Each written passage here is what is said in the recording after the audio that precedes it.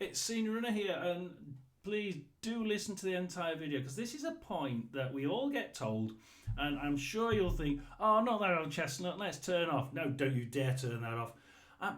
Because there are things you need to understand before we get to the end bit, which is how you use what you now understand about this point to be able to progress better and quicker in what you're doing. And it's about beginners, and it's about people who either just started to run or are about to start running or are thinking about just getting a pair of shoes and running out there. So what is this thing? It's heart rate zone 2 and easy running, and this idea of 80-20. Don't you dare turn that off. Don't you touch that mouse. No. Listen. Really, it is so easy to turn off. I will be as quick as I can. I've re-recorded this about 3 times because I want to be quick so that you can listen to it all without getting bored. And I don't know, able to get bored with me. But this 80-20 rule, what do we get told about this 80-20 rule?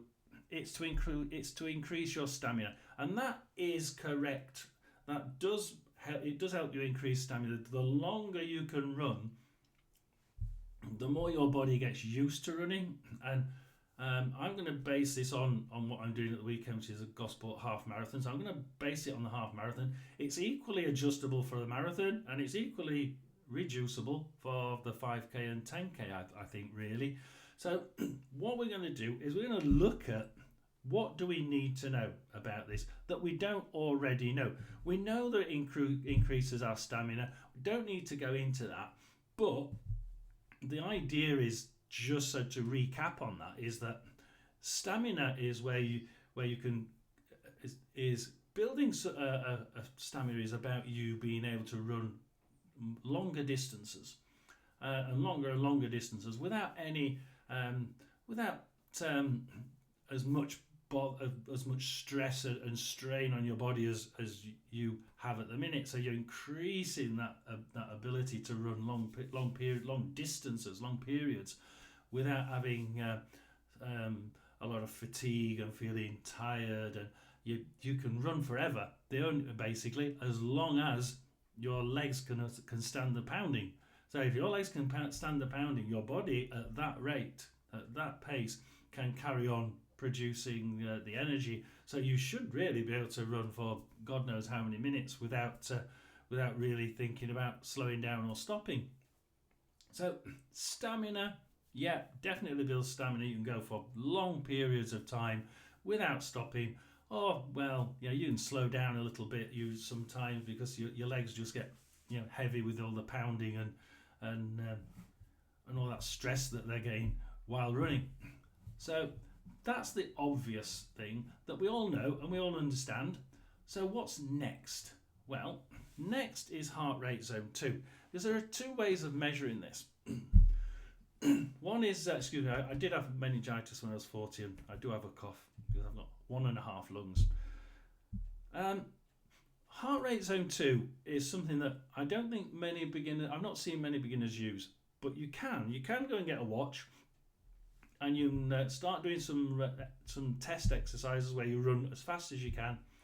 Work out what your maximum heart rate is. You can type in that maximum heart rate on the internet, and it'll tell you what your zone 2 running is. So it'll tell you your maximum heart rate should be.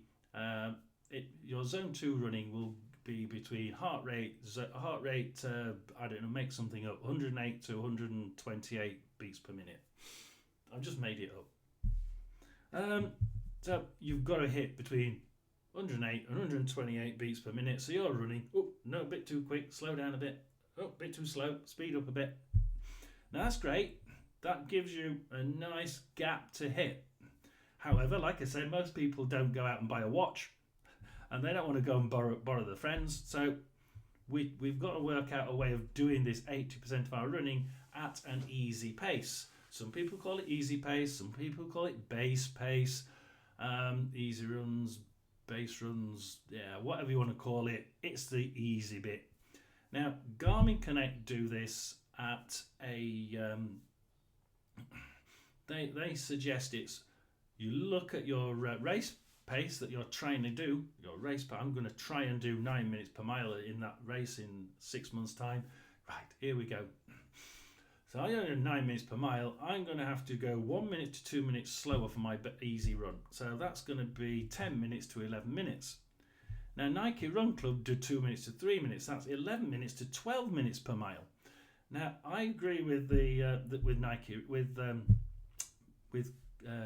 Garmin Connect, because Garmin Connect says when you load your selected trainer, he'll say, look, we do 1 minute to 2 minutes simply because with a lot of people who go onto these training plans are real beginners, and these people will be looking at 9 minutes per mile, possibly even 10 minutes per mile as what they're trying to achieve, and and I think mine said, well, if you're trying 10 minutes per mile, my God, 3 minutes slower than that is 13 minutes per mile. Why would you tell someone to run an easy pace at 12 to 13 minutes?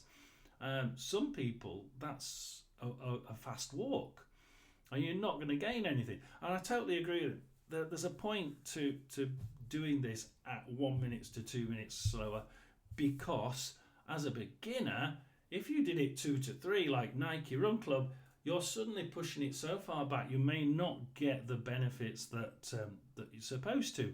And this is what you get told by the Garmin trainer, by the way. That's not directly from me, that's via me from the Garmin training app.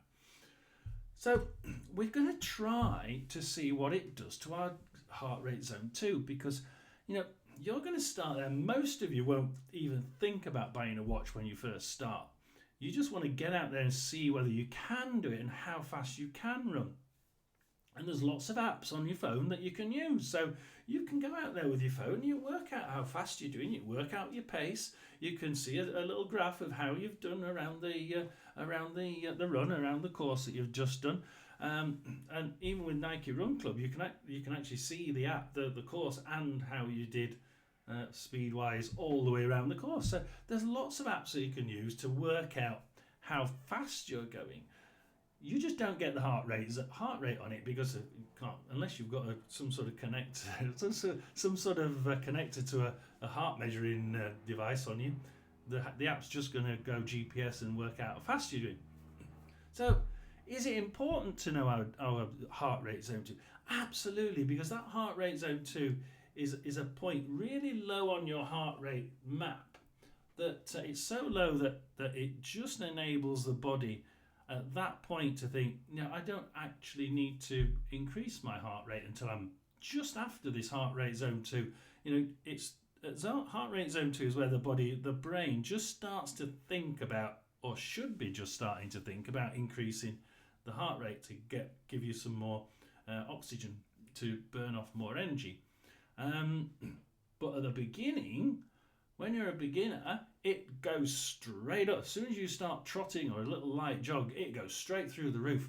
And this heart rate zone 2 is so fine that it's halfway up this initial ramp up. And what tends to happen, and I've said it in other videos, if you're trying to hit heart rate zone 2, and you do need to understand this, as a beginner, if you're doing a fast walk, you're going too slow. If you're doing a slow jog, the slowest jog you can do, you're going too fast. Your heart's already zipped through the ceiling. You can't hit heart rate zone 2 at the beginning. It's really quite impossible for a real, true beginner. But as you start doing this slow run, 1 minute to 2 minutes slower than what you're planning to do, or we're planning to do a 9 minute mile, so we're going to run 10 to 11 minutes per mile. So 1 to 2 minutes slower than what we want to do in our race in 6 months' time. As you do that, your brain and your body starts to realize that we don't need to do so much pumping of blood and burning off of energy, because at that pace, this guy's body is just pulling energy from its stored energy, and I don't need to burn anything extra off. And so your heart rate doesn't go through the roof, and it starts to instead of going through the roof, it starts to gently slope.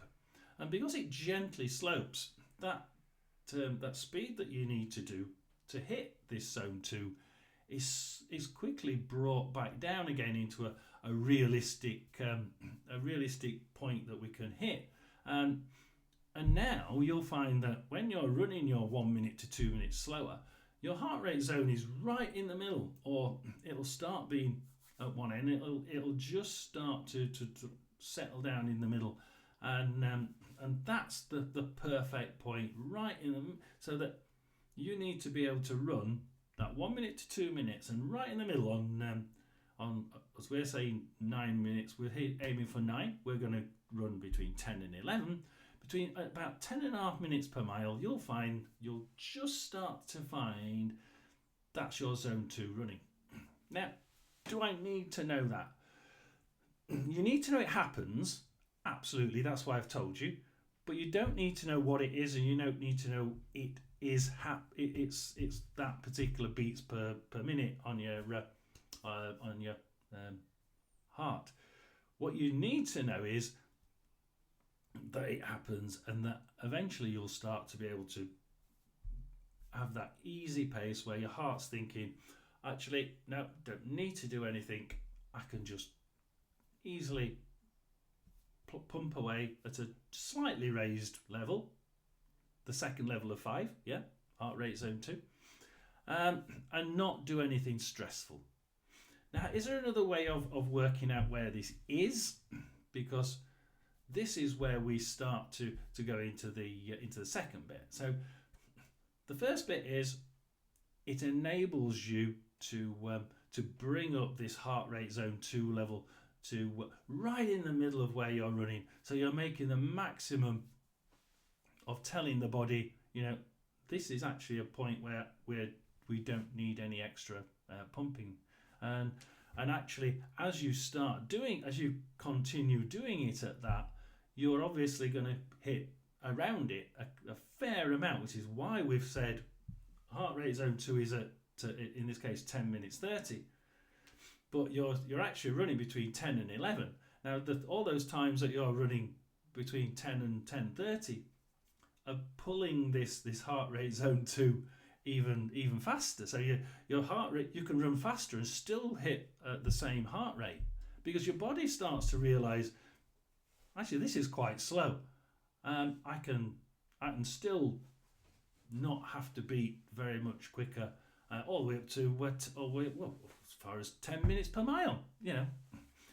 Is there a way of working where this is without looking at your watch, without having a watch, without looking at heart rate? Yes. It's the method known as talking. It's basically that middle zone there is where you can talk like this. Quite normal. You can talk full paragraphs and still not feel out of breath. When you start doing this and taking a breath after a few lines or a few words, well, certainly a few words, you're starting to get you're doing just too fast, and your heart rate's starting to beat a little bit quicker then, because it's trying to get more blood round, and it's wanting you to breathe faster because it needs more oxygen in. At that point, you're at the fastest end of your slow run, and you should try and pull it back inside by going a bit slower. So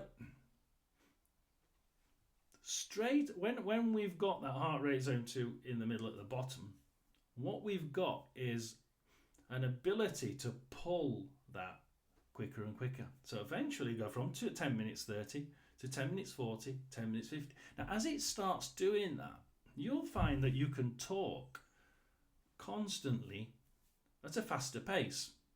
And you're thinking, this is daft. I'm doing 10-minute miles and I'm just talking away to my friend here who I'm running with, and I didn't even realise I've got round the course.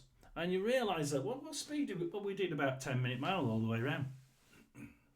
So you can move that 1 minute gap. Now, if we say it's we've realised that it's 10 minute 15. We can move everything 15 minutes across. So instead of doing 1 minute to instead of doing, we're trying to aim 9 minutes. Instead of doing 10 to 11, we're going to do 9:45 to 10:45, because we've shifted it 15 minutes, because hey, that's our easy run. I know, and I want that right in the middle of this 1 minute gap. I want that easy run bit right in the middle where I can talk constantly like I'm doing now. And it means you can shift it. So the second part is that you can shift this thing round. You can shift this 1 minute gap that you're trying to hit, and you can move it as you start to realize that your talking pace is actually getting quicker. Now, the heart rate zone 2 is important. Remember, if you do get a watch, you're running to heart rate zone 2. That heart rate zone will move because it will move naturally. You don't have to do anything if you've got a watch, because you will look at your watch and your heart's not going to beat as quickly at this pace now, because you've been doing a lot of running at a nice slow pace. So instead of you doing that pace to get in that heart rate zone 2, you'll slowly realise that you're running quicker and still being in zone 2, because it will control you naturally. So the second part is a lot easier if you've got the watch and you're doing it to heart rate zone 2, because now not only do you run at heart rate zone 2, which will enable you to your body to reduce the heart rate angle, but now you can start to improve this quicken this easy pace gap, and now you're starting to feel better, and you can actually see the improvements. And that's the difference here. The second point is you can move, because you can move that 1 minute gap that you're trying to hit 15 seconds this way, 15 seconds quicker, 15 seconds quicker.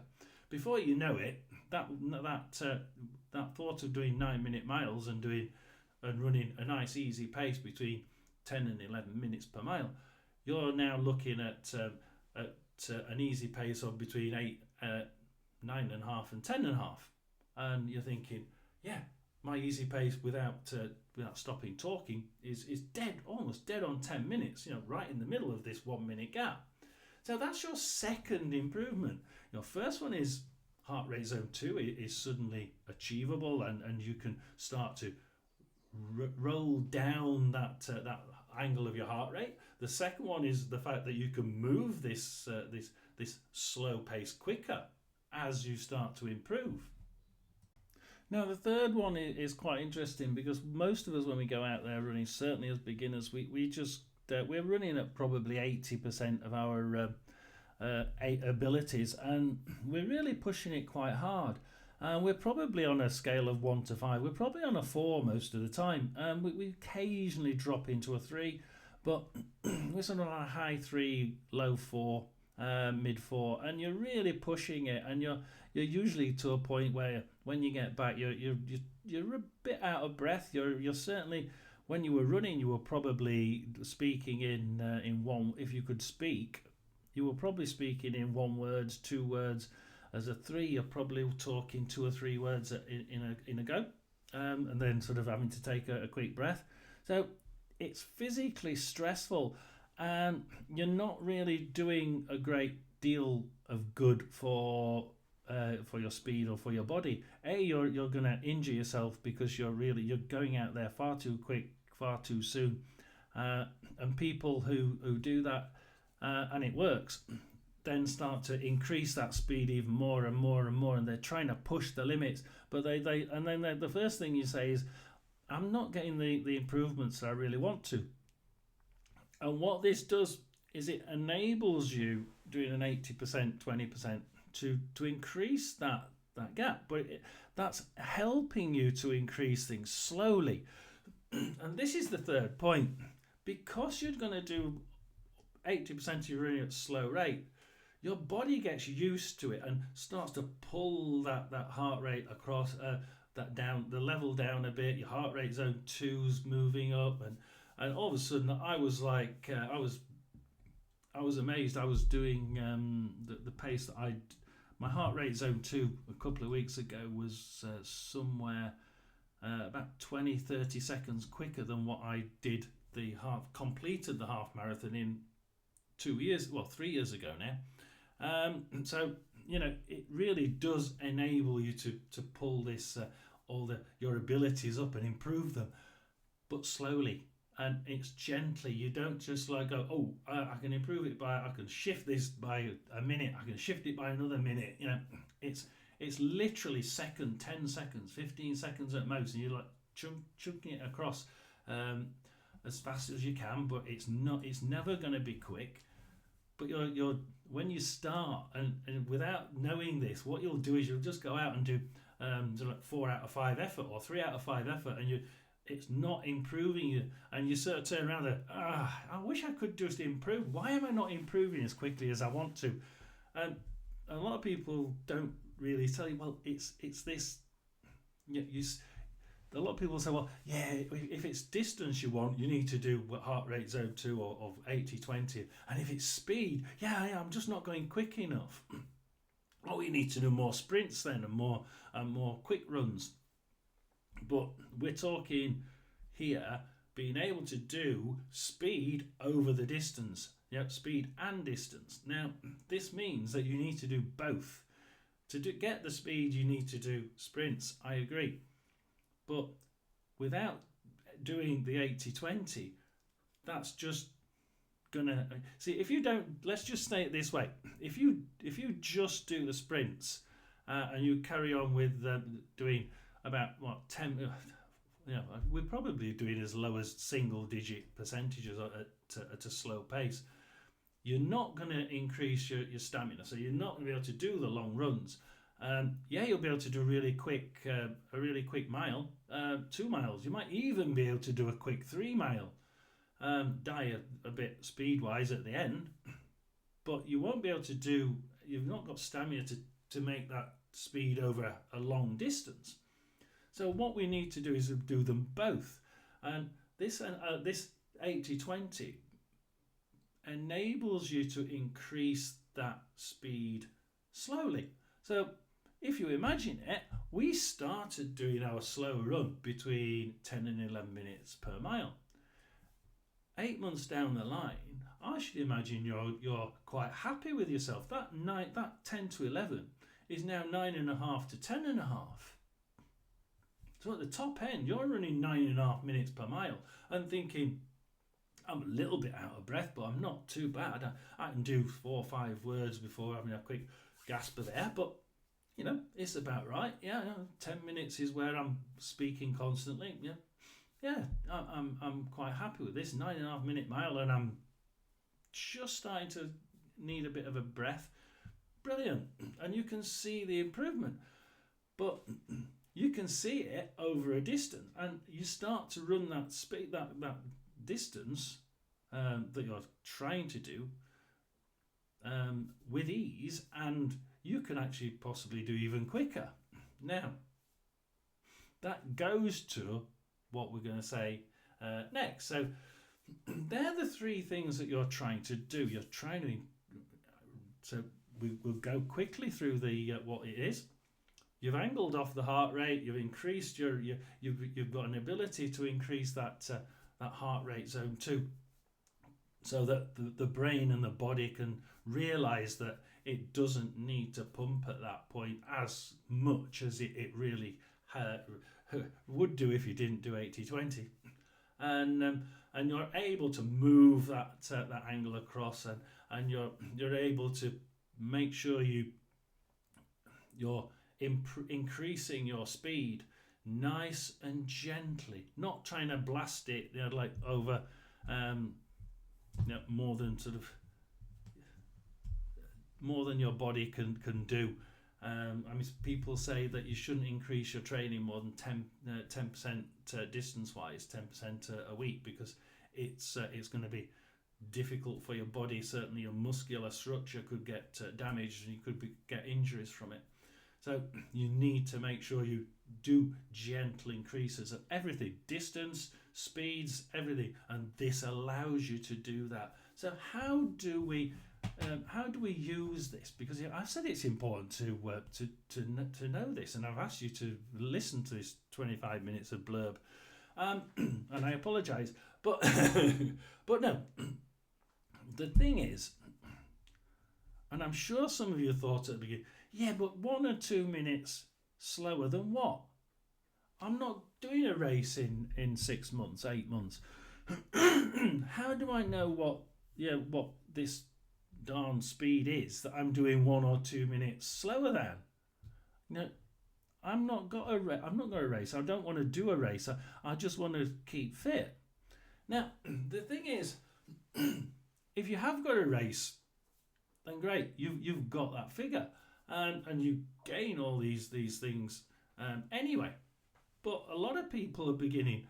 They haven't a clue. Like, do I want to do a half marathon? Do I want to do 10k?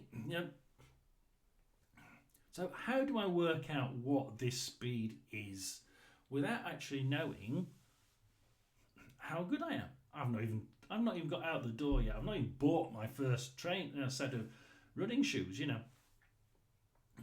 and it's quite simple, because we've just talked about being able to run and talk nice and easy.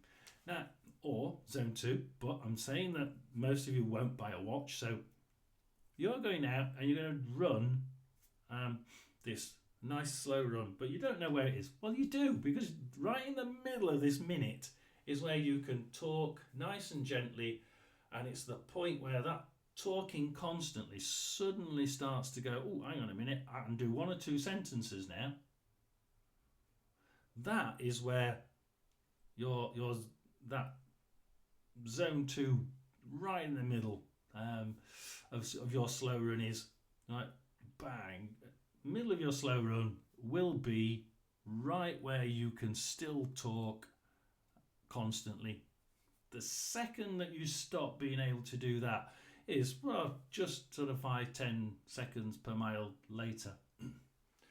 And certainly when you start getting to doing full sentences, you're too quick. That's you're out of the minute, and you can work out roughly then where your minutes running is.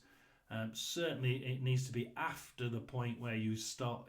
It needs to be slower than the point where you start speaking in single sentences, but the center of it ideally is right where you're just about to stop being able to talk in full paragraphs.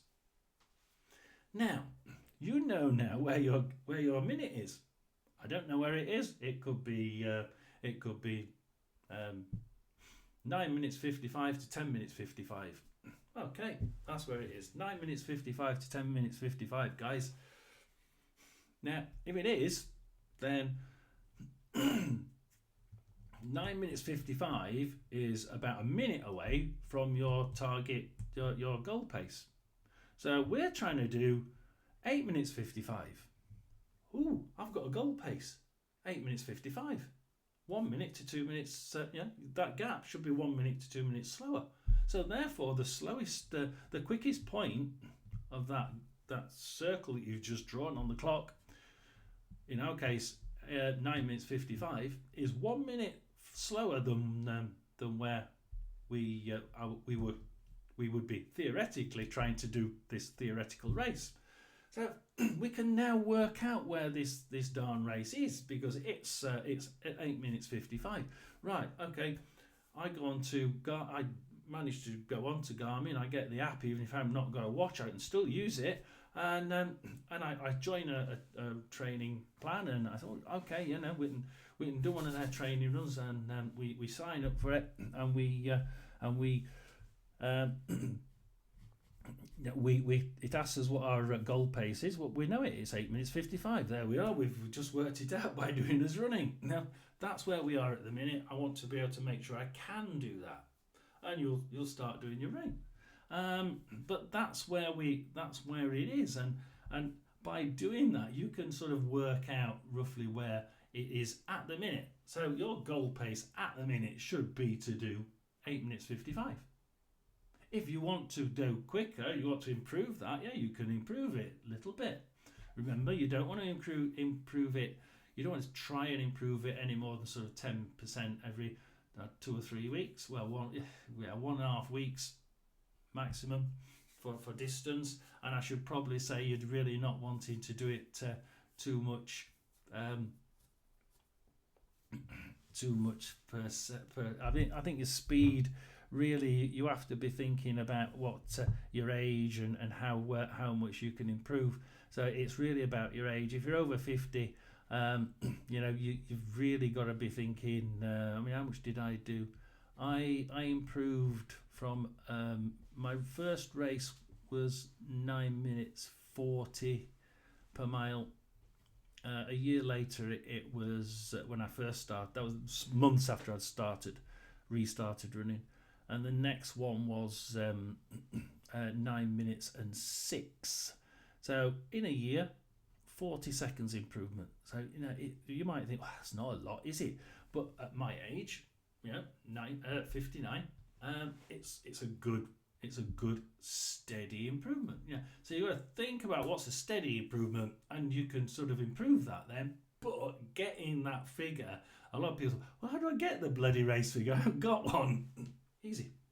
Work it backwards from knowing that it's your race pace now would be about here. If it is, then 1 to 2 minutes is that gap, that 1 minute gap that is easy run.